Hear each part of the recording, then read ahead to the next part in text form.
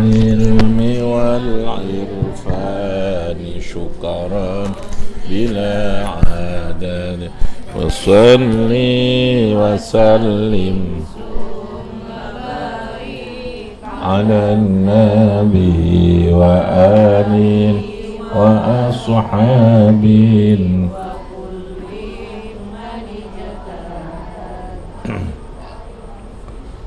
Assalamualaikum warahmatullahi wabarakatuh. Bismillahirrahmanirrahim. Rabbi shrah li sadri wa yassir li amri wa hlul 'uqdatam min lisani yafqahu qawli. Subhanaka la ilma lana illa ma 'allamtana innaka antal alimul hakim. Amma ba'd. Qala al-musannifu rahimahullahu ta'ala wa nafa'ana bihi wa bi 'ulumihi fid dharain. Amin.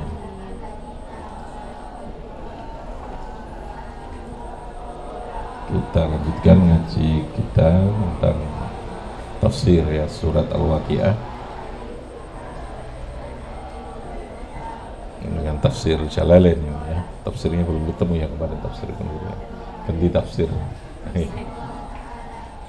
yang kitabnya belum ketemu. Bismillahirrahmanirrahim.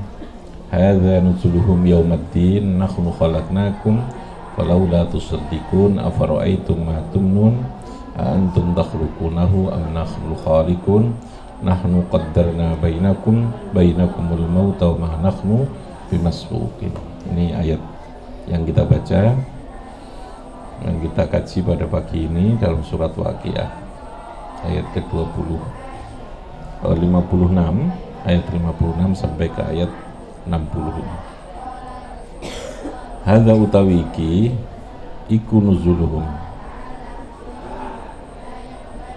Jadi hadza kembalinya kepada posisi atau kedudukan, tingkatannya yang diberikan oleh Allah terhadap setiap orang pada hari kiamat nanti. Hadza utawi iki kunuzuluhum merupakan panggonan, tempatnya, kedudukannya annas, kedudukannya menungso. Aima a'adda lahum, aima tegesi sesuatu, a'adda yang menyediakan sapa Allah, lahum kanggo nas, lahum kanggo menungso, yaumaddini ing dalam dino kiamat.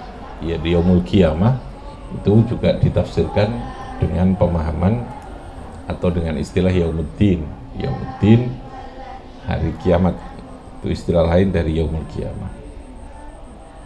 Jadi Allah menegaskan dari 3 kelompok kategori manusia yang dijelaskan kemarin, menegaskan hadza nuzuluhum yaumaddin.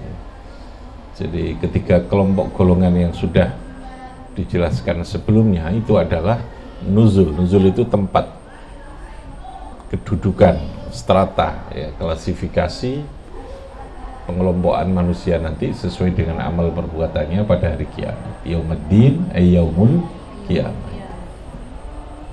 Lalu Allah menyebutkan nahnu khalaqnakum. Nahnu tawi ingsun Allah iku khalaqna menjadikan sapa ingsun Allah kum ing sira kabeh. Saya kata Allah yang menciptakan kamu. Ai aujadna yang telah mewujudkan sapa ingsun Allah kum ing sira kabeh min adamin dari tidak ada. Jadi manusia asalnya tidak ada lalu kemudian menjadi ada. Ketika manusia ini wujud, ada itu namanya wujud ya. Maka pasti ada mujid. Mujid itu yang mewujudkan. Jadi ono sing ndadekno ono gitu ya. Ada zat yang menciptakan sesuatu yang tidak ada lalu menjadi ada. Mujid itu siapa? Nahnu, kami, saya Allah.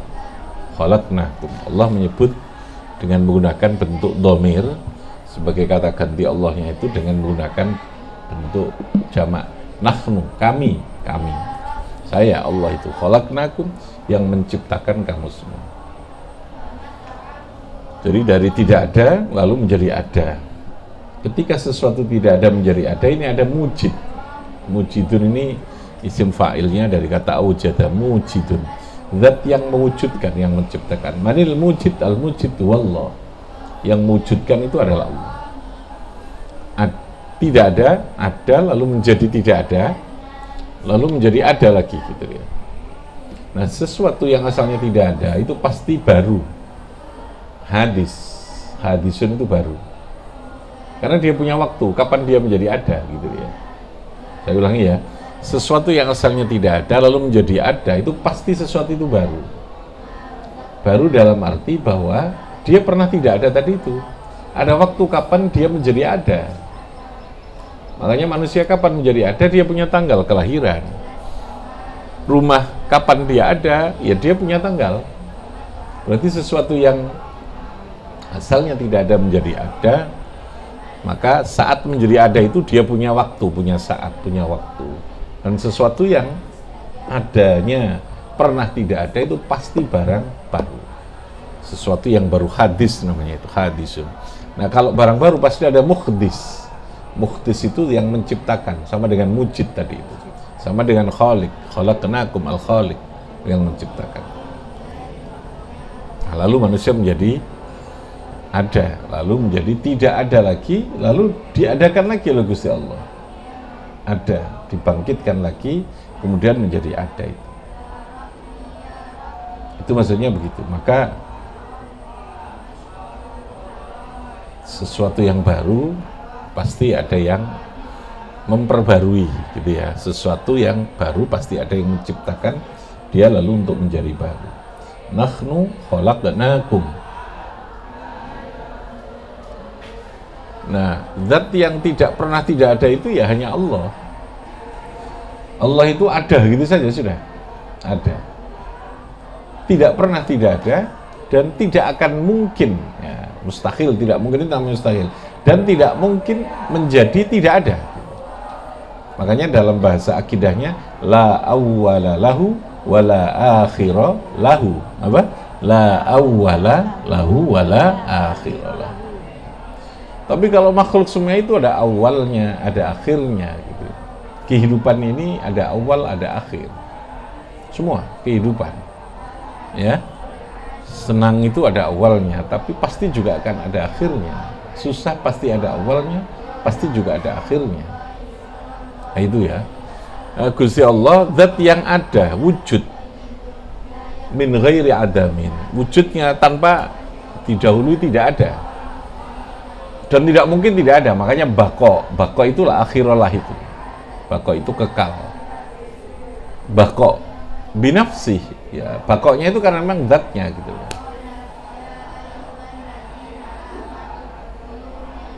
Kalau surga itu bakok, dia kekal tidak rusak karena dikekalkan oleh Gusti Allah gitu ya. Swarga, neraka itu nanti kekal maksudnya itu. Dia tidak akan rusak. Kekalnya itu dalam tanda kutip dikekalkan. Siapa yang menjadikan kekal? Gusti Allah. Ya dikersakno Gusti Allah menjadi kekal. Sama orang ketika sudah dibangkitkan dari kubur, dia hidup kembali, hidupnya itu sudah dikekalkan oleh Gusti Allah. Sudah tidak ada lagi kematian gitu. Dia akan hidup dengan dua pilihan alam tadi, dengan dua pilihan, apakah di surga atau di neraka. Di surga juga selama-lamanya, abadal abad, menjadikan selamanya siapa? Gusti Allah. Ya. Di neraka juga selama-lamanya gitu ya. Tidak ada batas. Makanya seluruh kehidupan itu ada awal, ada akhir. Kalau lu ditanya, lu kenapa kok surga itu abadi gitu ya? Diabadikan. Kalau Allah mengendaki itu bisa diabadikan. Neraka itu kenapa lalu kemudian menjadi abadi? Ya karena diabadikan sama. Jadi semua itu karena Allah yang mengendaki itu. Jadi saya ulangi, kalau Allah itu wujud gitu aja sudah, tidak pernah tidak ada dan tidak akan pernah menjadi tidak ada. Bahasa Arabnya apa? La awal, bahasa akidahnya la awwala lahu wa la akhira lahu. Tapi nek makhluk yang diciptakan semuanya itu adanya karena diadakan. Karena diadakan maka adanya pernah, dan adanya punya tanggal tadi itu ya. Maka dinamakan hadis itu. Rumah itu ada karena dia diadakan. Paham ya? Jadi untuk mengadakan itu Allah bisa memberikan pendelegasian gitu gampangannya. Manusia dikasih kekuasaan untuk mengadakan sesuatu. Mengadakan. Sakjane bukan mengadakan dari nol kalau manusia, karena bahan semuanya sudah diberikan oleh Gusti Allah. Orang bilang, saya membuat sepeda motor, ini kita memproduksi sepeda motor. Kalau diurut logikanya, sepeda motor itu bahannya semuanya kan sudah ada, yang menyiapkan Gusti Allah. Ketika berbicara besi untuk kebutuhan sepeda motor, besi itu sing nyiapno Gusti Allah. Oke lah, ada tukang yang buat besi, tapi tukang besi bahan-bahannya juga sudah disiapkan, gitu ya. Sesungguhnya kalimat menciptakan, membuat bagi manusia itu adalah bukan membuat yang sesungguhnya, tapi ya hanya noto gitu, merangkai, menata, lalu kemudian mengkonstruksikan dari sesuatu yang asalnya sebenarnya bahan fasilitasi itu sudah ada gitu. Tapi kalau Allah menciptakan khalaqnakum itu betul-betul min ghairi misalin. Ansya'nakum itu menciptakan yang sudah tanpa contoh, tanpa master apapun dan tanpa bahan apapun. Nah, menurut saya kan kita bikin baju jadinya baju ya. Bahannya kabeh sono apa enggak? Ada. Kalau dari katun wis sono. Sesungguhnya manusia hanya merangkai dari sesuatu yang sudah disiapkan oleh Gusti Allah. Itu kalimat menciptakan. Mulai wis seneng kan gitu ya. Artinya sudah luar biasa. Nah, Allah ketika kalimat menciptakan itu substansinya berbeda gitu loh ya. Ada Allah, ada manusia ada. Adanya Allah dan adanya manusia berbeda. Dunia ini ada, Allah ada. Adanya ini berbeda gitu. Wujud itu tidak satu gitu ya. Wujud itu ada yang asalnya, ada yang mujidun, ada yang menciptakan, ada yang ghair mujid. Wujud Adam dulu, lalu wujud menjadi Adam menjadi wujud. Tidak ada menjadi tidak ada, lalu kemudian menjadi ada lagi. Adapun substansinya berbeda. HP ini ada satu. Kalimat satu pun sudah berbeda. Ketika kita berbicara satunya barang, satunya makhluk, dengan satunya Allah ini berbeda. Simbol kalimatnya sama, bahasa satu, wahidun. Tapi wahid yang ada pada HP, yang ada pada barang, benda apapun, ketika kita berbicara kitab ini satu. Allah Maha Esa, Allah satu. Satunya Allah dengan satunya makhluk, substansinya sangat berbeda. Satunya benda ini, satunya makhluk itu orang satu sesungguhnya. Makanya dia pasti terkib, ada struktur ya. Meskipun lalu jadinya satu, tapi ini dari komponen semua. Zahid itu satu, tapi Zahid itu ada struktur dan komponen yang lengkap. Untuk menjadi satu itu dia ada sekian komponen, sehingga hakikatnya dia tidak satu gitu loh ya. Kalau Allah itu satu ya satu gitu, satu tanpa min ghairi tarkibin, min ghairi adadin, tanpa adanya struktur, tanpa adanya apapun, tunggal, betul-betul tunggal. Sehingga Allah itu tidak membutuhkan apapun, dia tidak butuh apapun. Itu tauhid yang harus kita yakini. Jadi kalau kita berbicara apakah sama satunya Allah dengan satunya makhluk? Sangat berbeda. Adanya manusia dengan adanya makhluk sangat berbeda. Kalau ada simbol bahasa itu karena kita tidak bisa menyimpulkan bahasa kecuali bahasanya cuma itu, gitu loh ya. Kecuali bahasanya pilihannya ya karena itu. Tapi harus diyakini dengan penjelasan akidah kayak tadi itu. Anda mengatakan Allah itu satu. Lalu kemudian Anda mengatakan HP ini satu. Berarti kan kalau kita tidak meyakini seakan-akan Allah itu podo-podo siji nih kan gitu ya. Substansinya berbeda enggak? Berbeda, makanya tetap mukhalafatun lil, tetap apa? Mukhalafatun, Allah tetap zat yang berbeda dengan semua khawadis. Khawadis itu sesuatu yang baru selain Allah, yang dia punya tanggal kapan dia ada gitu ya. Karena khawadis semuanya pasti pernah tidak ada gitu. Dia ada waktu. Tapi Allah itu la awwalalahu wala akhirah tadi. Jadi substansinya itu berbeda. Gak bodoh gitu ya. Ya, karena dulu saya ngajar akidah, ya saya masih iling untuk menjelaskan itu. Biar semua pelajaran dulu saya ajarkan, kecuali matematika saya nggak bisa. Yang di kepala sekolah kan kepingin ngajar apa, malah ngajar iki aku. Bosan ngajar iki ganti ngajar ini. Untungnya itu, ya, bisa milih gitu ya.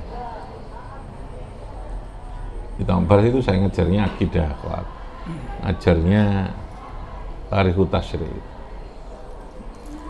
Pikiran itu bolak-balik ganti-ganti semua. Ya pokoknya denger ganti pelajaran, ya ulang aku tak ngulangi gitu ya. Ulang sosiologi, antropologi pernah. Kalau waktu jadi dosen dulu malah filsafat hukum ini. Nah, wong itu nek ulang kan mesti kudu belajar ya, kudu moco paling tidak itu.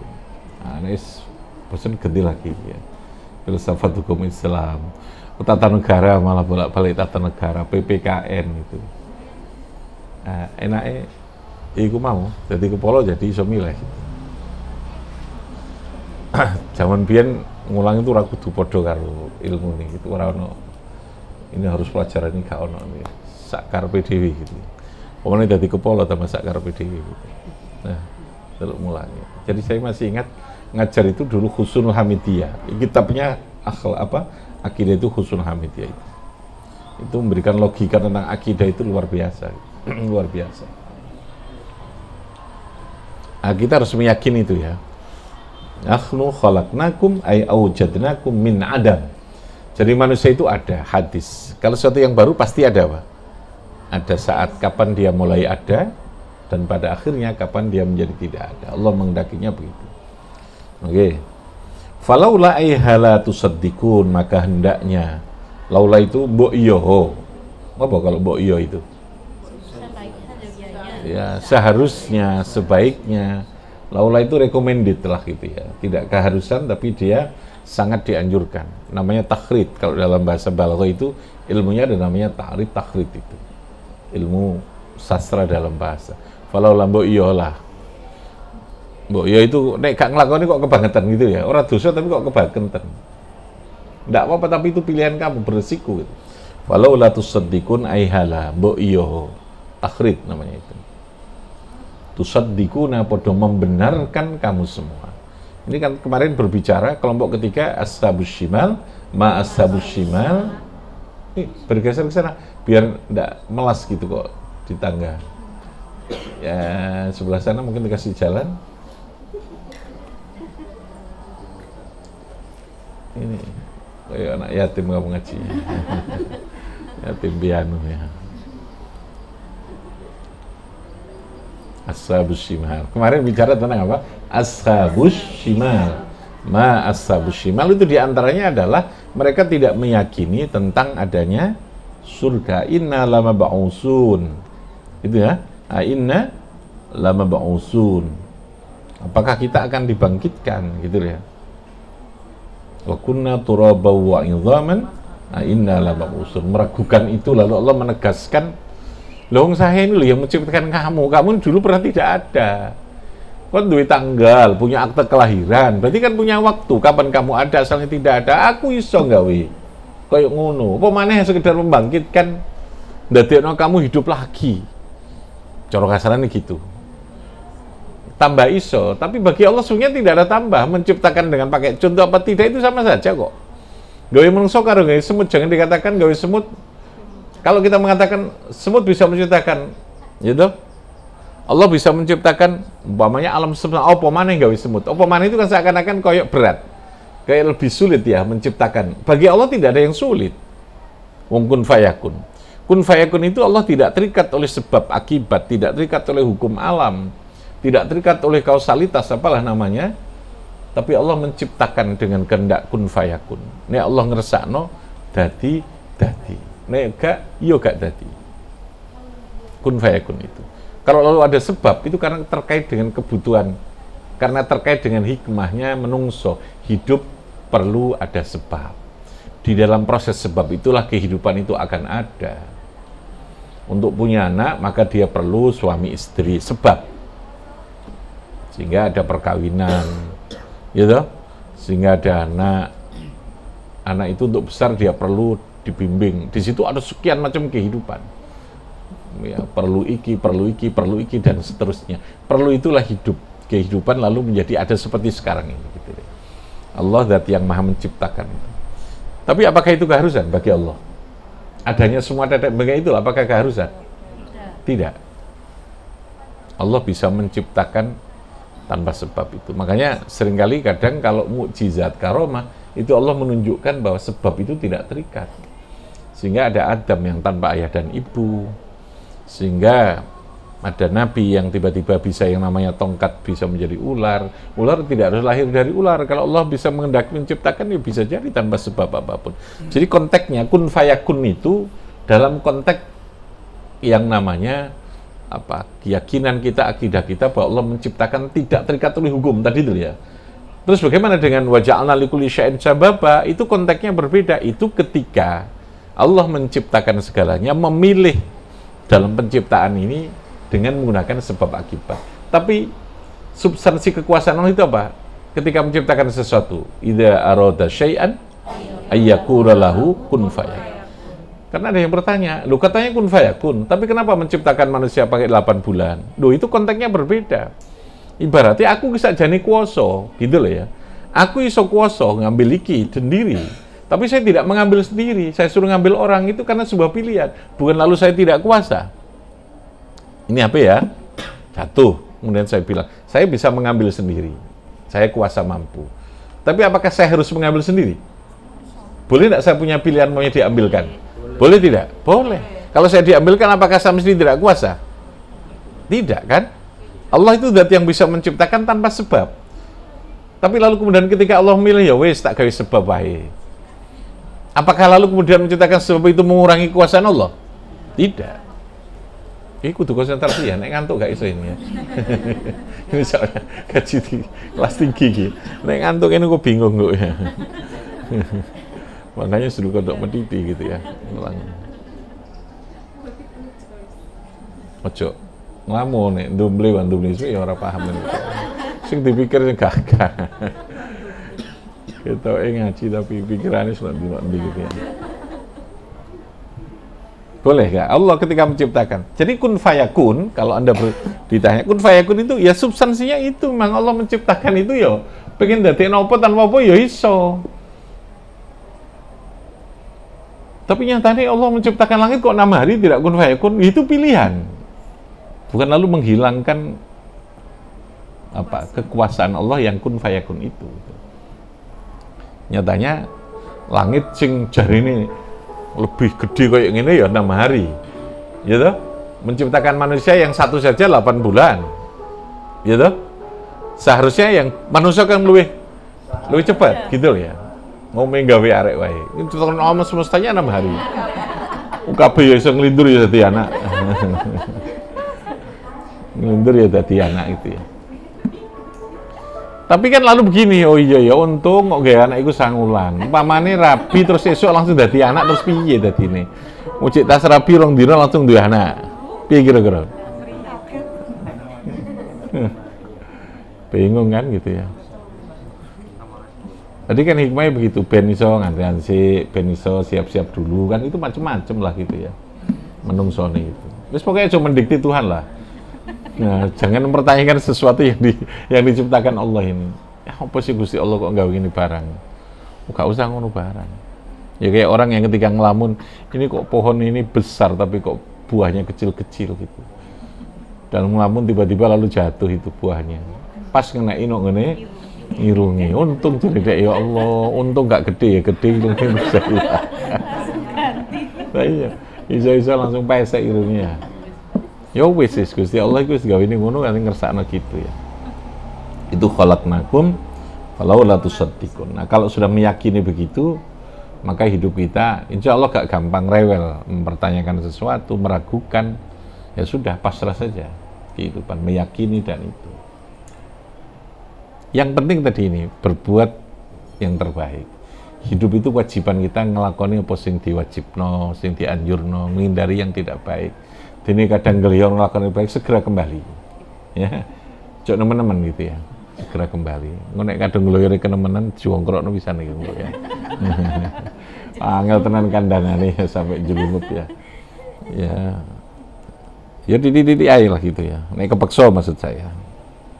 Falaula tusaddiqun, hendaknya bil ba'si. Kenapa? Idzil qadir. Karena zat yang mampu alal insya untuk mewujudkan, kata lain dari khalaqa itu ansya, insya mewujudkan, iku qadirun, zat itu akan mampu alal i'adati untuk kembali mengulang sesuatu itu.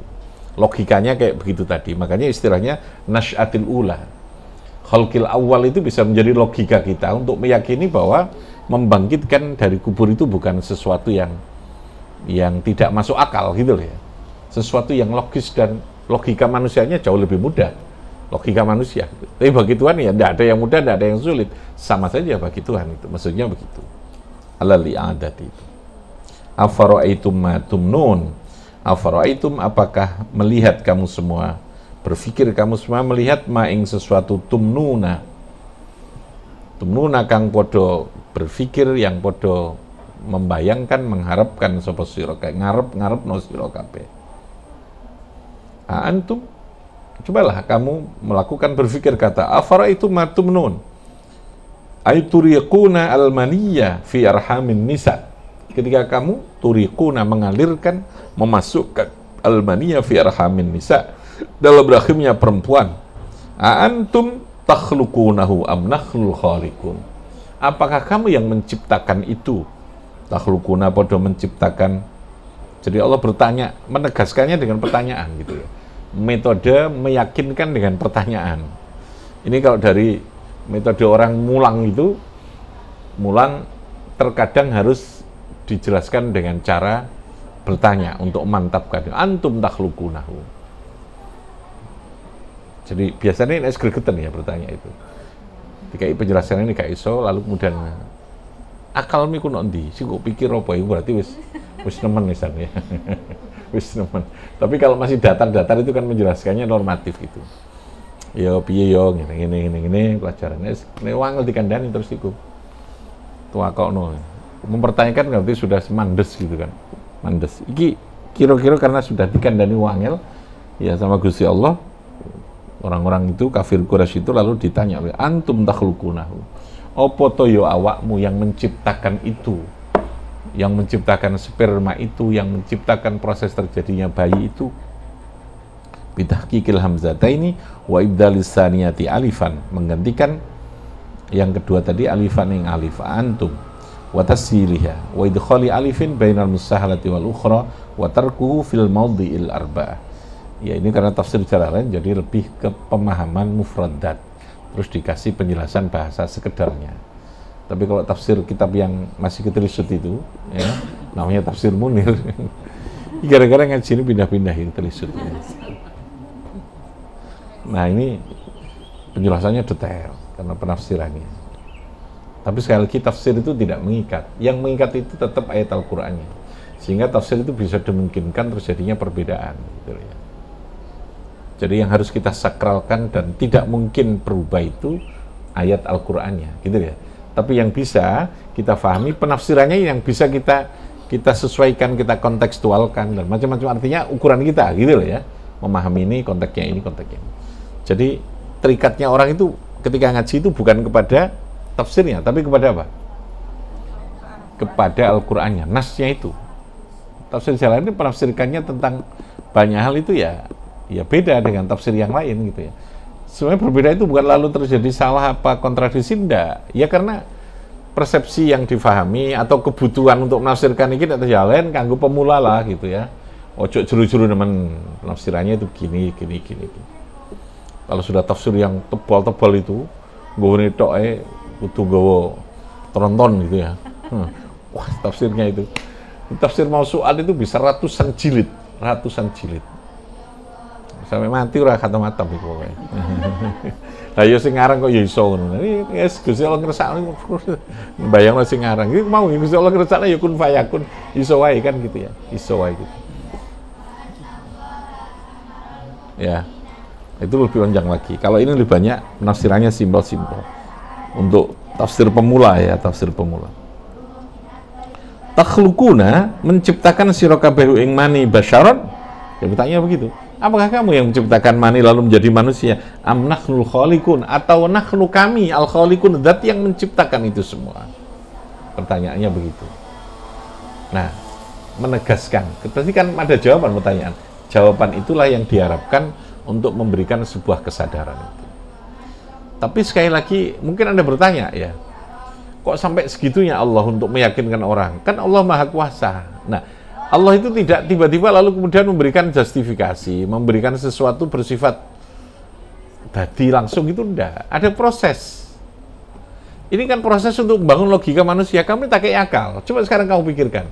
Oh gak kok langsung Allah itu sembarang, ya wes kamu dadi iman ya, tak dadi iman, kamu dadi. Orang begitu gitu ya. Iman itu perlu proses. Nah, proses itu diantaranya ini. Gusti Allah juga memberikan pemahaman, memberikan logika, memberikan dalil, memberikan ini mau bukti-bukti gitu ya.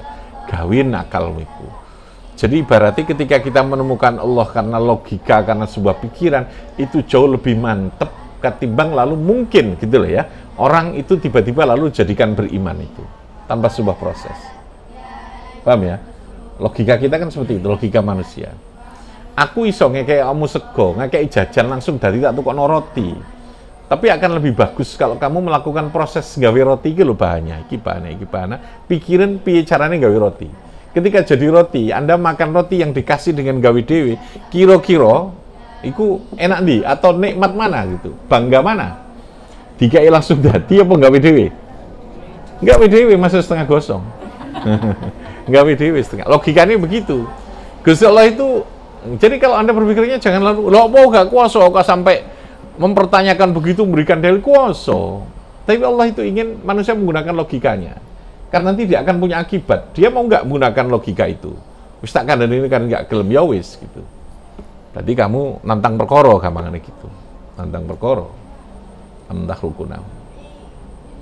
Jadi kalau sampai sepertinya begitu memperkuat ini karena ingin tadi ini manusia supaya punya dalil, punya logika, punya alasan untuk lalu menemukan bahwa ada zat yang maha kuasa yaitu Gusti Allah itu. Makanya seluruh kehidupan sesungguhnya madzahir, sesungguhnya adalah proses pembuktian dan lalu meyakinkan kita bahwa Allah itu zat yang ada, maha kuasa, itu kabeh itu hanya di situ sesungguhnya.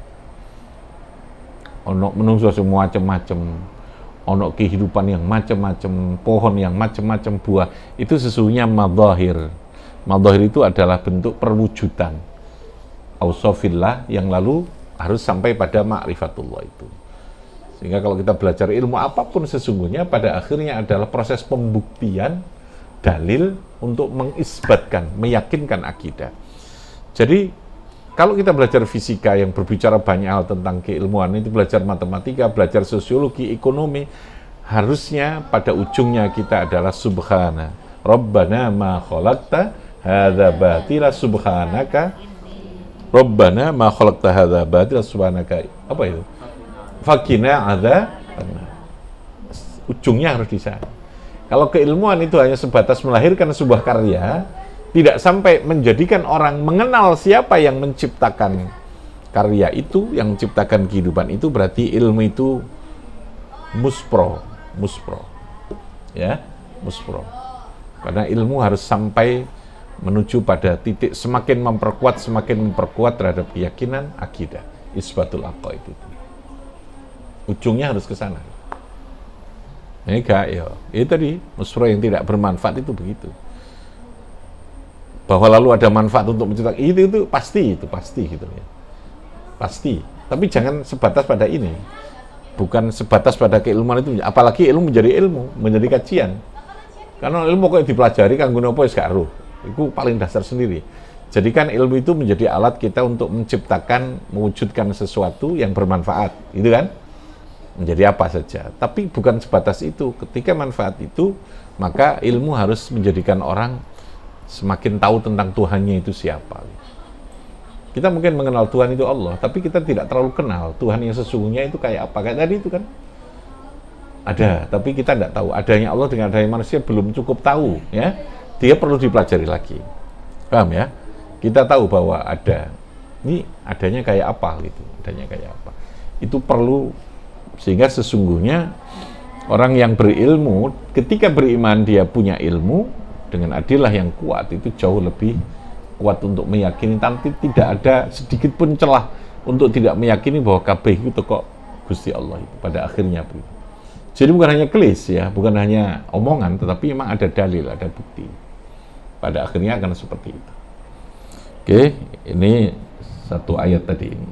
Oke, masih ada sedikit ya, saya teruskan. Afara itu matumnun. Antum takhluqunahu am nahnul khaliqun, kata Allah, nahnu qaddarna bainakumul mauta wa ma nahnu bimasbukin. Nahnu qaddarna, qadar itu ukuran standar. Jadi Allah memilih, sekali lagi memilih untuk menciptakan sesuatu dengan qadar yang jelas.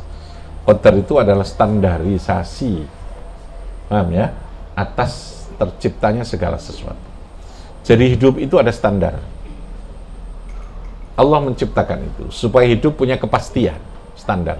Untuk sehat itu standarnya apa? Ilmu kedokteran gitu ya. Untuk bisa tumbuh pertanian standarnya apa ya? Ilmu pertanian kalau bagus gitu kan. Siapa yang menciptakan qadar? Takdir tadi siapa yang menciptakan standar? Gusti Allah. Nahnu qaddarna. Yang menciptakan takdir itu saya. Dia hidupnya 3 bulan. Dia akan tumbuh 3 bulan, dia akan panen. Dia hidupnya itu sekian. Bainakumul maut. Begitu pula kematian. Kami sudah punya standar semua.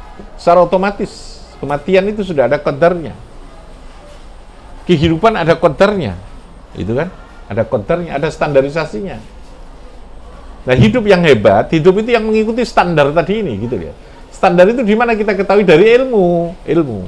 Lah, orang bisa jadi dokter kan itu belajar ilmu kedokteran. Mulai dari ilmu yang namanya fisika, kimia, matematikanya, macam-macam kuabe itu.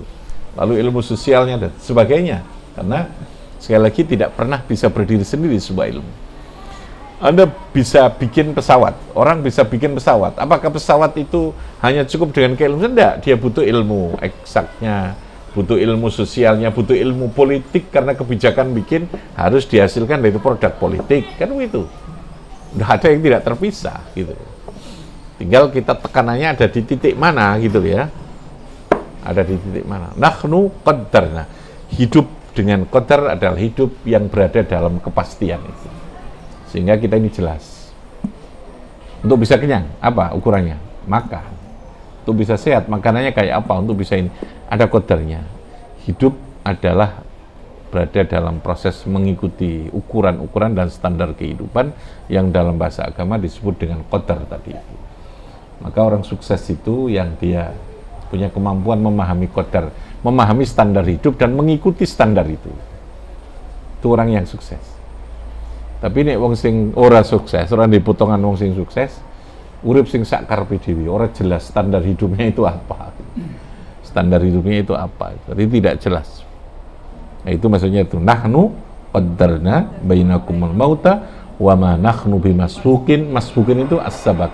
Tidak ada sesuatu yang menjadikan apa, tidak ada contoh sebelumnya lah, tidak ada master, semua aku ciptakan tanpa adanya contoh. Kalau kita melakukan sesuatu kan mesti ada contoh nih ya, ada contoh, ada desain, ada macam-macam. Masbukin itu tanpa master, tidak ada lagi sesuatu yang mendahului terhadap sesuatu yang diciptakan oleh Gusti Allah. Oke, sampai di situ ayatnya, ayat ke-60. Ya, di surat Waqiah. Surat Waqiah, jadi dibaca dengan pendalaman ilmu, ya. Jangan dengan pendalaman perdukunan. Nah, itu cukup Pak Busro saja kalau perdukunan. Iya. Liane masa mau coba dulu ya orang mandi-mandi, tapi Busro pisan tok mandi gitu. Soalnya sudah punya koneksi khusus dengan perjinannya. Para jin. Ya, kita ini nggak punya link ya, nggak tahu passwordnya gitu ya. Rabbi fanfa'na bi barakatihim khusna bi hurmatihim wa amitna fi tariqatihim. Assalamualaikum warahmatullahi wabarakatuh.